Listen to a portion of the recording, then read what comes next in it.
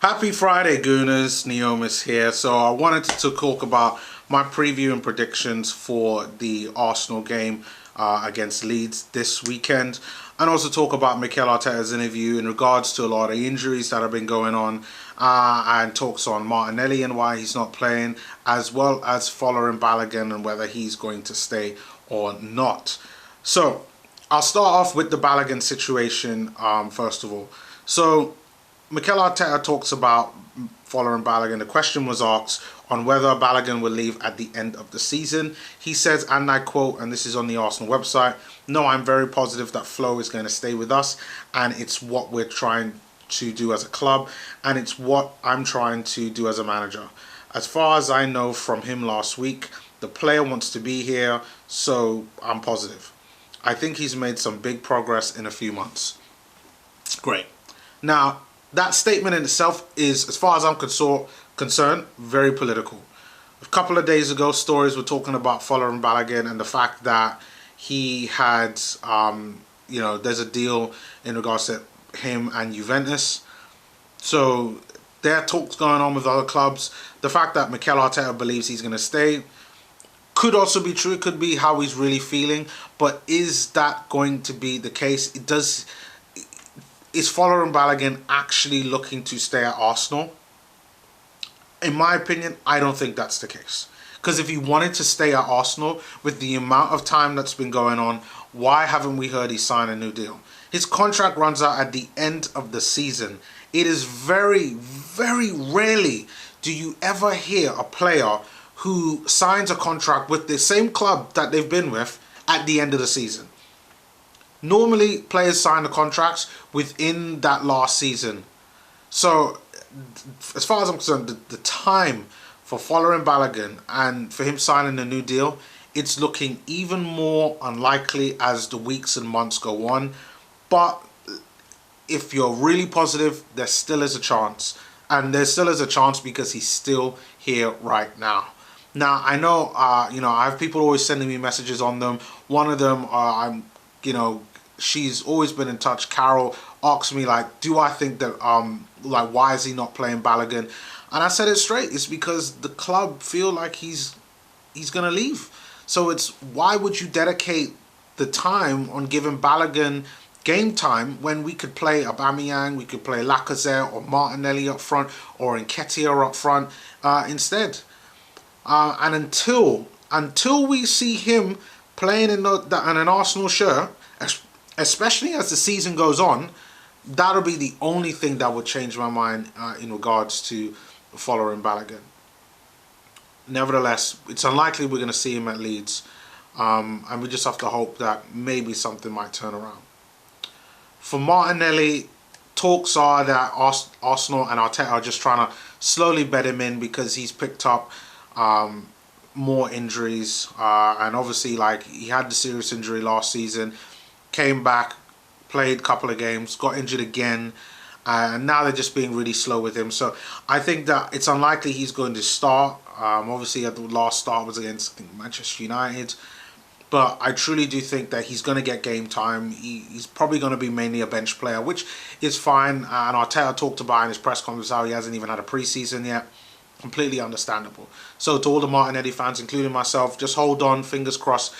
We will see him play, just probably not going to be starting for the season. I mean, we've got Benfica coming up, so I'm sure Gabriel Martinelli is going to get some time in that game there as well. Now, speaking of the Leeds game, now we all know Bielsa and Leeds, they are a hit and miss side for the most part. When they hit well, they score goals. They know how to attack, and as we saw from the game in the first half of the season, they do incredibly well in terms of scoring goals. Now, against us, not so much. We managed to hold them off. They were lacking that final bite to be able to score the goals, but they had lots of movement, lots of play, particularly in the first half of the game. In the second half, we started to get a little bit more chances in the game as well, which is the reason why in my previous review of that game, I thought that a draw was a fair result. But if Leeds show up and they're in clinical form, we have to watch out. We've got the informed man, Patrick Bamford. I cannot believe I'm talking about Patrick Bamford being an informed guy. He's a player that I thought was a championship player at best. I remember seeing him when he was at Chelsea, and because he came through their academy, and I thought, you know what, like, he wasn't going to make it there. And you know, Patrick Bamford has proven a lot of people wrong, and he's proven that he's just really a late bloomer in regards to his ability, and he's been doing very well. There are talks about him getting an England call up, which, you know what, you got to have to say that he deserves it, especially with the Euros on the line as well. So he's someone that we do need to watch out. But there is an opportunity there for Arsenal. They are weak, grossly weak in defence. Like, Leeds would potentially be challenging for a top 6 spot if they could have 2 really good centre-backs. If they had better centre-backs, and really, to be honest, yeah, if they had better centre-backs, for me, I think that's their main problem. If they fix that, maybe an upgrade on their goalkeeper, they'd be challenging for top 6. And that's where the opportunity is for Arsenal. If Lacazette should be back, we've got Saka back. There's an opportunity for him to be playing. Smith Rowe's there. I expect Odegaard to get his chance. The only player that we're really not able to play is Thomas Partey. Thomas Partey is not going to be playing. He's injured. He's going to be out for the next few weeks, according to the video and press conference that Mikel Arteta just did. So he's going to be out. We still got to talk about who's his replacement. Then there's Kieran Tierney, which it sounds like the Kieran Tierney coming in against Leeds might be a little bit too early. For him, it looks like he should be back in the next couple of weeks. But my guess is that will probably be Benfica. Whether that's the first leg or the second leg, I don't know as of yet. But I think the club are monitoring that, and it'd be good to get him back there as well, because I think that Cedric Soares is a bit hit and miss in regards to that left back position. One game he'll have where you say he's great, and then the next game he's poor. Then the next game he's great, then the game after that he's poor. So we need to get consistency back, and I think that's what Kieran Tierney would allow us to bring. Now, in terms of the starting 11, who that's going to be, I expect Bernd Leno to be back in goal. Matt Ryan, I think, did a really good job. I thought he was the man of the match in the last game. Deserved all the plaudits from that game. Incredibly deserved it. But I'd still go back with Leno unless Leno experiences some type of injury over the next 24 hours. At left back, you're going to go with Cedric Soares. Stick with him. The 2 centre-backs, you want to go with Gabriel and Holding. I think that they've worked well. Mari's also back there as well. I want to throw that in there. And then at right back, it's probably going to be Bellerin because of Soares. In midfield, this is what I'm going to go with. Even though I would love for Callum Chambers to replace Thomas Partey, I don't think that that's going to happen, because Mikel Arteta, for some reason, doesn't like Callum Chambers or doesn't rate him. Nevertheless, I don't think Callum Chambers will start. But I think he's going to play Granit Xhaka, and I think he's going to go with El Nene. I honestly think that that's going to be the case. I don't like that pairing in midfield, to be really honest. I personally would have gone with Callum Chambers and Emil Smith-Rowe in that midfield, or Ceballos, who I believe is also back as well, training within that midfield, or even a Callum Chambers and a Smith-Rowe. Because Smith-Rowe I'd play in deep. At the 10, I would play Martin Odegaard.